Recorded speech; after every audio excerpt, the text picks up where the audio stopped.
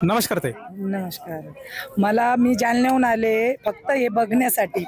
मी एक गोसेविका आहे. मी जालन्यातून शिवाजी पुतळा महावीर जैन गौशाळेतून आलेली फक्त बघण्यासाठी. तर आमच्या इथं पण एक अशी सुविधा आहे की कोणत्याही गोष्टीची पावती घेत नाहीत, पण चाऱ्याची वगैरे घेते. पण इथं असं झालं विनामूल्य सगळ्या काही गोष्टी भेटल्या, बघायला पण भेटल्या, पाहायला भेटल्या, खायला पण भेटल्या.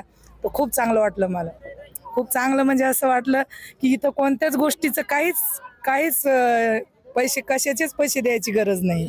जे काही सुविधा या ठिकाणी देण्यात आल्या आपल्या पूर्णपणे निशुल्क आहेत. हा, निःशुल्क आहे. काय काय सुविधा आपल्याला देण्यात आल्यात? जेवण्याचं, चप्पल ठेवण्याचं, म्हणजे असं कोणत्याच गोष्टीचा पैसा द्यायची गरजच नाही. म्हणजे पहिलं ठिकाण बघायले मी हे. अच्छा, पहिलं ठिकाण आपण बघितलं की पहिलं ठिकाण असं बघायले की इथं कोणत्याही प्रकारचा पैसा खर्च करण्याची गरज नाही.